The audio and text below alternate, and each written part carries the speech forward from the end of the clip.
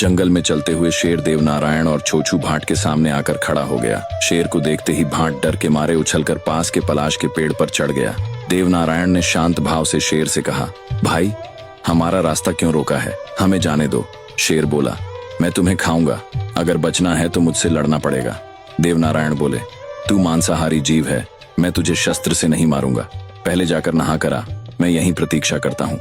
शेर नहाकर लौटा और बोला, मैं भी आपसे ऐसे नहीं लड़ूंगा, पहले अपने चमड़े के जूते उतारो। देवनारायण ने जूते उतारे और अपने खांडे के एक ही वार से शेर का सिर धड़ से अलग कर दिया।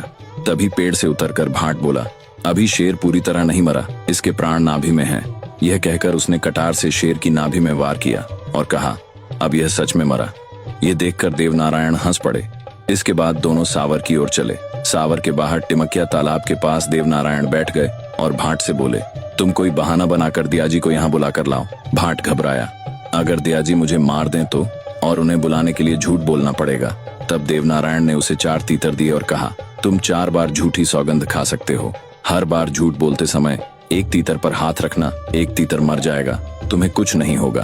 भाट सावरगढ़ पहुंचा और द्वारपाल से कहा कि वह अजमेर से राजा का भाट है। उसे दियाजी के दरबार में ले जाया गया। वहां उसने कहा, मैं अजमेर से आया हूँ, राजा जी के कुंवर शिकार खेलने आए हैं और टिमकिया तालाब पर रुके हैं, उन्होंने आपको बुलाया है। दरबार में बैठे कालूमीर को शक हुआ और बोला, ये तो बगड़ावतों का भाट लगता है। दियाजी ने भाला उठाकर पूछा, सच बता, तू बगड़ावतों का भाट है?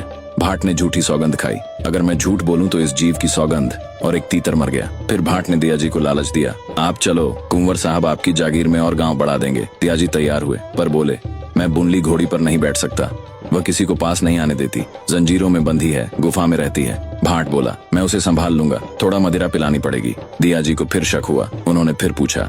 भाट ने दूसरी बार झूठी सौगंध खाई और दूसरा तीतर भी मर गया। अब दियाजी को विश्वास हो गया। उन्होंने कहा, ठीक है, जाओ और बुनली घोड़ी को सवारी के लिए तैयार करो, देखते हैं तुम क्या कर पाते हो। यहीं से आगे की कथा और रोचक मोड़ लेती है।